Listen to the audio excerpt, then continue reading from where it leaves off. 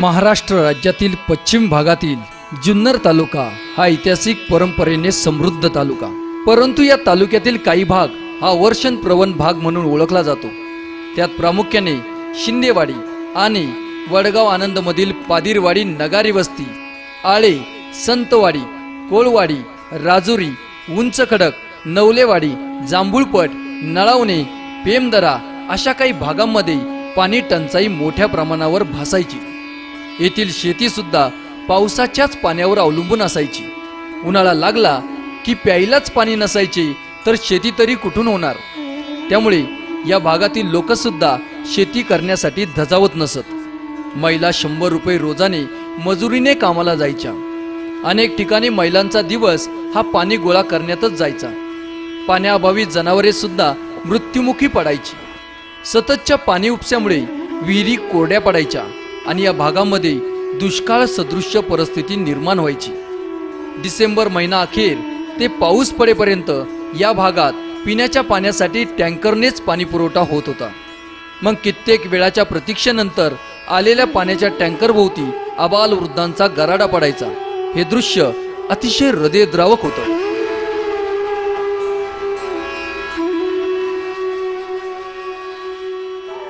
पण हे दृश्य बदलणारं नव्हतं असंही नाही।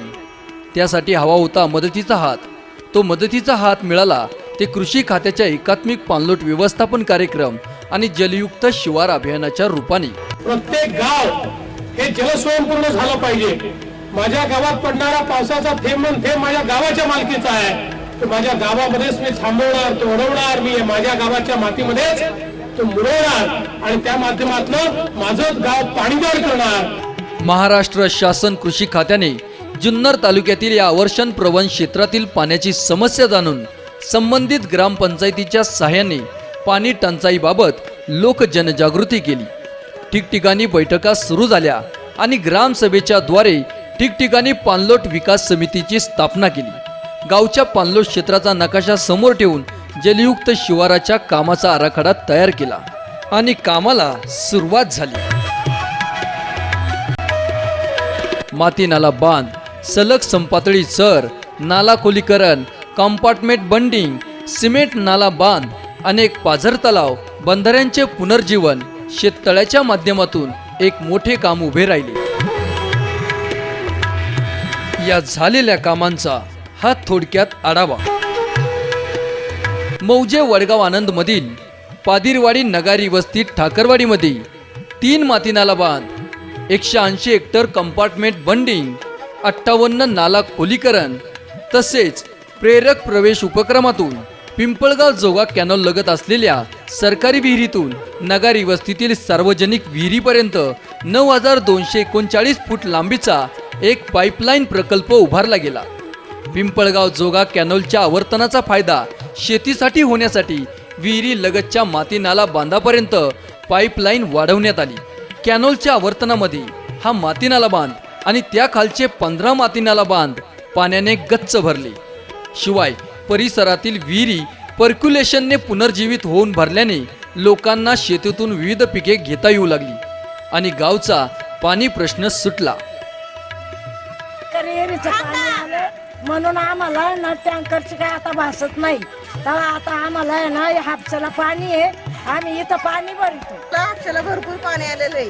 पहिले ना आम्हाला टँकर येत होता, टँकर आल्यानंतर ते टँकर येत होतं ना, त्या टँकरचं पाणी होतं, पाणी पुरत नव्हतं। त्याच्यामुळे आता सरकारी विहिरीला पाणी आणलं ना, तिकडे पाईपलाईन पाणी आणलं, त्याच्यामुळं आता बरोबर आम्हाला पाणी भरपूर झालं। गावच्या मागणी आणि आवश्यकतेनुसार पुणे जिल्हाधिकारी श्री सौरभ राव यांनी वडगाव आनंद येथे शासन निधीतून आणि लोकसहभागातून एक भव्य असे गावतळी निर्माण केली। सरकारी विहिरीवरनं असेल, खालच्या नाल्यावरनं असेल, या ठिकाणी पाणी आणून आज या ठिकाणी संपूर्ण ताली आम्ही भरल्यात।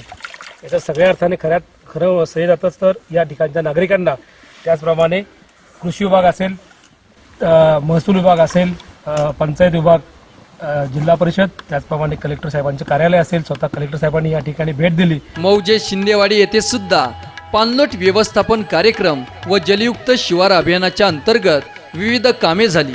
त्यात प्रामुख्याने 6 सिमेंट नाला बांध, 27 माती नाला बांध, 106 हेक्टर सलग समपातळी चर, यासोबतच अनेक शेतकऱ्यांना कृषी खात्याने विविध योजनेअंतर्गत शेततळी निर्माण करून दिली. बेल्ला मंडल अंतर्गत या ठिकाणी खरे शेतकऱ्याला वरदान ठरले ते कृषी विभागामार्फत या ठिकाणी भरधान्य कार्यक्रमाअंतर्गत शेततळी या अंतर्गत सामूहिक शेततळ्याचा लाभ, त्याचबरोबर रोजगार आयोगामार्फत या ठिकाणी मोठ्या प्रमाणात शेततळी झालेली आहेत. गेल्या वर्षी या ठिकाणी एवढा मोठ्या प्रमाणात दुष्काळ असतानाही खऱ्या अर्थाने कृषी विभाग हा आमच्या गावाला खरी संजीवनी ठरली आहे. यासोबतच गावामध्ये वृक्षारोपण कार्यक्रम घेण्यात आला. अनेक शेतकऱ्यांना गायी वाटप करण्यात आली. बाजरी बियाणाचे सुद्धा शेतकऱ्यांना वाटप करण्यात आले. आमची शिंदेवाडी शेती खात्यामार्फत बरंचसं बंधारं झालं, छोटं बंधारं 10, 15, 20 बंधारं झालं, पाणी साठलं.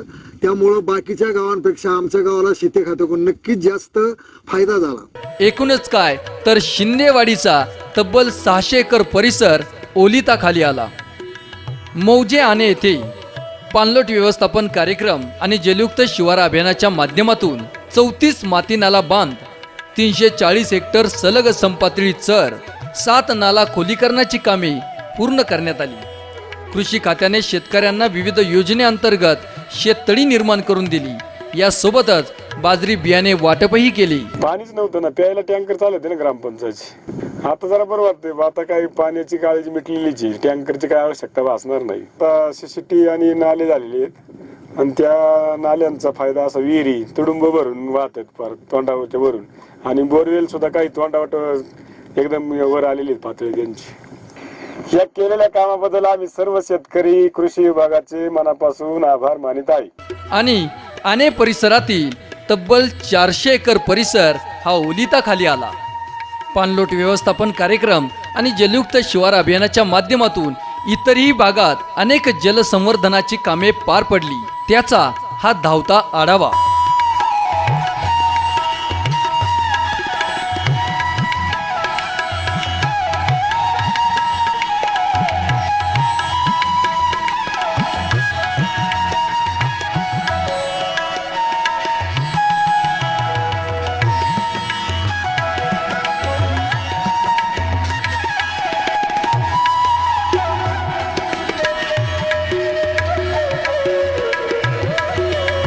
अवर्षण प्रवण क्षेत्र म्हणून ओळखल्या जाणाऱ्या या भागांमध्ये पाणलोट व्यवस्थापन व जलयुक्त शिवाराच्या माध्यमातून निर्माण झालेल्या उत्तम पाणी स्रोतामुळे ओस पडलेली शेतजमीन फुलू लागली.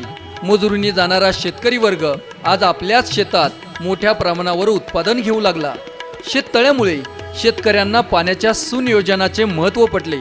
अनेक ठिकाणी ठिबकचा वापर होऊ लागला. शेतकऱ्यांनी जनावरे वाढवली आणि दुग्ध व्यवसाय मोठ्या प्रमाणावर होऊ लागला. शिंदेवाडीचा मुक्त गाय गोठा प्रकल्प हे त्याचंच एक उदाहरण. यासोबतच अनेक शेतकऱ्यांनी कुक्कुटपालनाचा व्यवसाय सुद्धा सुरू केला आहे.